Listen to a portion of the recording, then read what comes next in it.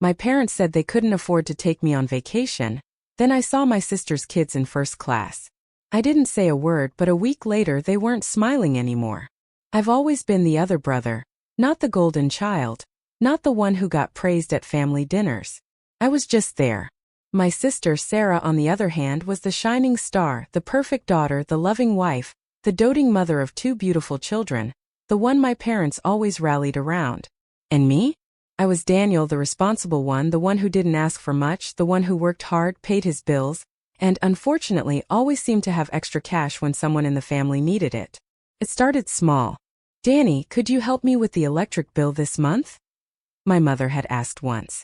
"Your father and I are a bit strapped." I had just started my first real job and was happy to help. Then my sister needed a little help too. "Liam needs braces and they're so expensive." "I wouldn't ask, but I know you're doing well," she sighed over the phone. And so it went, helping with bills, covering unexpected repairs, chipping in for my niece and nephew's school supplies. "You're so lucky, Danny," my mother would say with a smile. "You don't have all these responsibilities like Sarah." Lucky you. Lucky them, I thought to myself. I told myself it was fine. Family after all. Besides, I didn't have any problems. No wife, no kids, no huge expenses. But there was one thing I had always wanted to do: travel.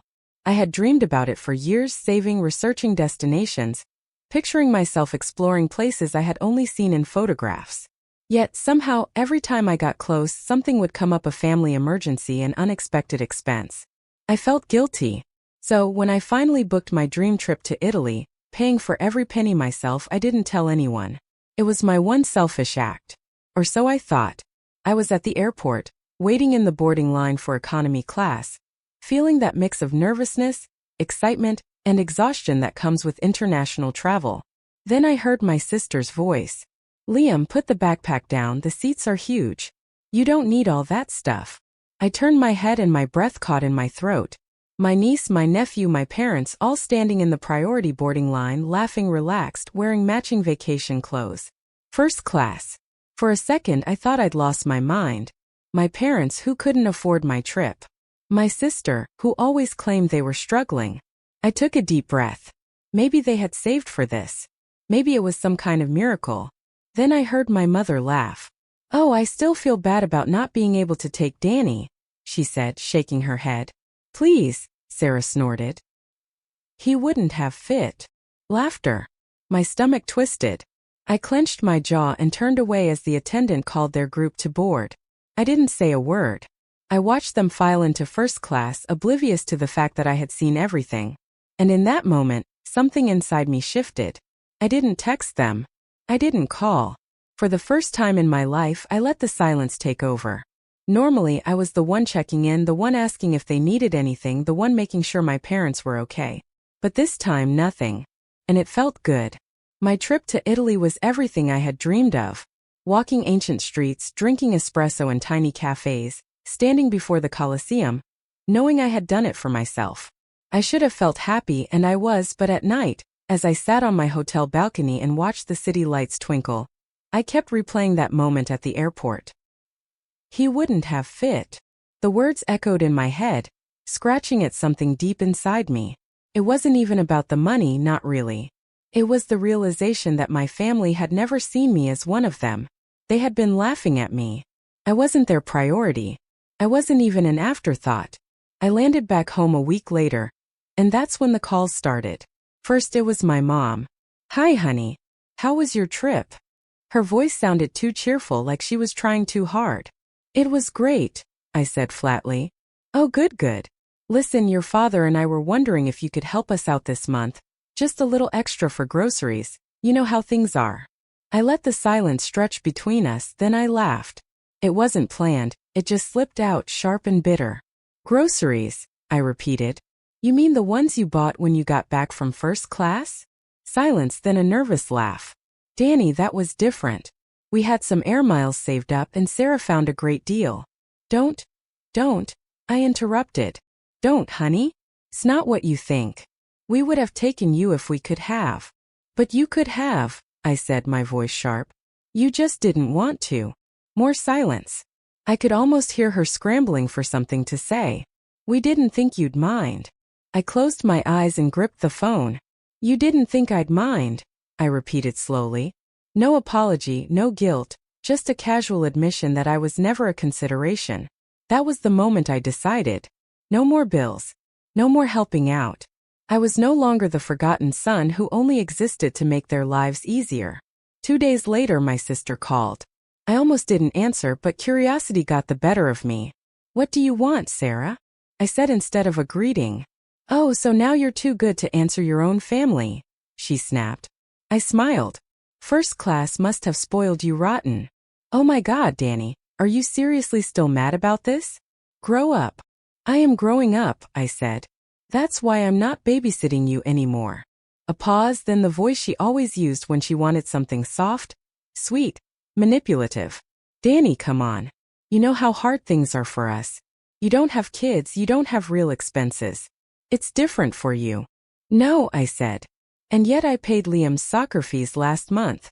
Well, yeah, because you always do, she said, as if it were obvious, as if it were my job.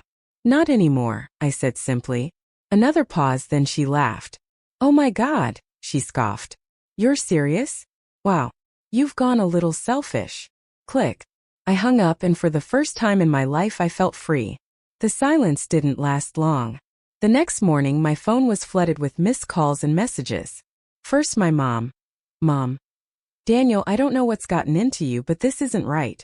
We're a family. Families help each other. Call me back. Then my dad. Son, don't be dramatic. You know your sister and the kids need your help. Be reasonable. Then Sarah. You're seriously ignoring mom and dad? Wow. Really think you're better than us now? I didn't reply to any of them. Instead, I got up, made myself some coffee, and sat on the couch in complete silence. A silence I hadn't had in years without someone asking me for something. It was an incredible feeling. But by midday, the guilt started to turn into full-blown panic. Another call from my mom. I let it go to voicemail. A minute later, my phone buzzed with a text. Mom, Danny, please. We have a problem. I rolled my eyes. Another problem. Another crisis for me to fix. Then another text. Mom, it's about the house. That got my attention. I sighed, debating. Some stupid, nagging part of me still cared. So I called. What now? I asked the second she answered. She sighed dramatically. Daniel, your father and I didn't want to worry you, but things have been tight. And, well, we're behind on the mortgage. I pinched the bridge of my nose. And you're telling me this now? We didn't want to bother you, she insisted. But now, well, we need your help. Help? I scoffed. You mean you want me to pay for it? It's just this month, she rushed to say. Just to keep us afloat until things settle down. Huh, I said, leaning back. No. She gasped. You don't understand what it's like raising kids, having real responsibilities. You're right, I don't, I said coldly. Because instead of having my own life, I was too busy taking care of yours. Silence. And finally, in a much softer voice, Danny, we need you. And that was the truth. They needed me. Not because they loved me, not because they valued me, but because without me, their whole house of cards would collapse. I know, I said. But you'll have to figure it out without me. Then I hung up. And this time I didn't feel guilty at all. The fallout the next few days were eerily quiet. No texts, no calls, no sudden pangs of guilt. For the first time in years, I was completely free. But I knew it wouldn't last. On the third day, my sister showed up at my apartment. I heard the knock before I checked my phone. Sarah. I took my time getting up. I wasn't in a rush to cater to her. When I finally opened the door, Sarah barged in without waiting for an invitation. What is wrong with you?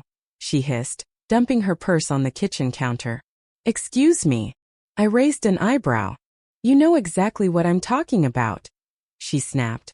Mom's losing her mind. Dad's freaking out. And now I'm the one who has to deal with all of this because you decided to throw a tantrum. I crossed my arms. You mean you're finally dealing with it for once? She rolled her eyes. Oh my God, don't be so dramatic. You know they need help. You're just punishing them because you're jealous. Jealous? I repeated, laughing in disbelief. Yes, Danny. It's about the trip. You're mad because we didn't invite you, and now you're... I shook my head. You really don't get it, do you, Sarah? She scoffed. Oh, please. Enlighten me. I took a deep breath and forced myself to stay calm. It's not about the trip, Sarah, I said. It's about the fact that for years, I was the one making sure this family stayed afloat. I paid the bills, I helped with your kids, I covered the emergencies while you, Mom, and Dad acted like I didn't exist unless you needed money. She crossed her arms. That's not true, no, I asked. When was the last time Mom called me just to see how I was doing? Or Dad asked about my life? The only time my phone rings is when one of you needs something. And I let it happen because I thought that's what family does. But then I saw you all sitting in first class, laughing about how I wouldn't fit. Her face paled. I had her. So no, I continued. It's not about the trip. It's about realizing for the first time that I was never really part of this family. That I was just your safety net. And I'm not that anymore. Sarah's mouth opened and closed, but no words came out. For once she didn't have a response. Finally she grabbed her purse. Fine, she said stiffly. Do what you want. But don't come crawling back when you realize what a mistake you've made. I smiled. Don't worry, I told her. I won't. She slammed the door on her way out. And for the first time in my life I felt free. After Sarah's dramatic exit, I braced myself for the next round. My parents weren't the type to let things go easily, and I knew they'd try something soon. Sure enough, the next day my phone lit up with a text from my dad. Dad, Daniel. Come to dinner Sunday. We need to talk. I almost laughed. We need to talk was family code for, we need you to do something for us, and you're going to say yes. I'd fallen for that trap plenty of times before. Not this time. Me busy. A minute later my phone rang. I sighed and answered just out of curiosity. What? Daniel, my father began. His voice firm but trying to sound reasonable. Enough is enough. You're acting like a child. Am I? I said, leaning back on my couch. Because from where I'm sitting, I'm the only one acting like an adult. Pause, then a sigh. Son, you're making this harder than it needs to be. We're family. Families don't abandon each other. Abandon? I echoed. You mean like when you abandoned me at the airport? Another pause. That's not fair, he finally said. We didn't mean anything by it. Maybe not, I said. But you didn't mean it when you said you couldn't afford my trip either. Silence, then the shift. Look, your mother is very upset. She's been crying about this. She just wants things to go back to normal. And there it was, the guilt trip. Me too, I said. But normal means treating me like a walking wallet, and I'm done with that. It's not about that. Then why are you calling me now, Dad? I interrupted. Why didn't you call last week to ask how I was doing? Or the week before? Why only when you need money? Silence this time. A longer silence. Then with a sigh my father finally said, I don't know what you want from us, Daniel. Nothing, I said. That's the point. And then I hung up. The next phase, desperation. For the next few days I waited for something more. Another call, another text, maybe even another unwanted visitor. But nothing happened. It was all too quiet. One night as I was getting ready for bed, my phone buzzed with a text from Sarah. Sarah, I hope you're happy. Mom and Dad are in trouble because of you. I rolled my eyes. Me, they'll manage. Sarah, no, actually they won't. They're 2 months behind on their mortgage, and the bank is already sending notices. But I guess you don't care about that. Me. Didn't care when you were buying first-class tickets. Sarah. Oh my God, let it go. That was one time. Me, it was. And it was the only time I saw the truth. She didn't reply after that. The next morning my mom called again. This time I answered. Danny, she sobbed. We're in trouble. I'd heard. The bank, she continued, her voice trembling. They're threatening foreclosure. I stayed quiet, waiting. I know things have been tense, she continued. But you're the one with 2 parents. Please help us. Just this last time. Just this last time. The exact phrase they'd used the first time they asked me for money. No, I said simply. Danny, don't. No, I repeated. You made your choices. Now you get to live with them. Silence, then the shift from sadness to anger.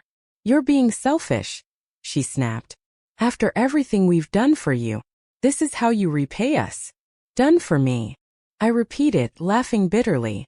Mom, tell me one thing, just one thing you've done for me in the past 5 years that didn't involve asking me for money. Nothing. Not a word. And that was all the answer I needed. Good luck, Mom, I said and hung up. When the smiles finally faded, a week went by. Then 2, and finally I heard the news. Sarah had caved. She dipped into her savings to help our parents, something she'd never done before. Not when she had me to do it. She'd been forced to cover the mortgage, the utilities, and even some of the credit card debt that had been piling up for months. And it wasn't going well. I learned through a mutual friend that Sarah and her husband had started fighting about money. Apparently, he hadn't even known how much they'd been relying on me, on my parents. And now that she was struggling, it was affecting their finances too. Her perfect little life was cracking. Her easy smiles were fading. And my parents were finally learning what it meant to struggle without their safety net, without me. And I had never felt lighter.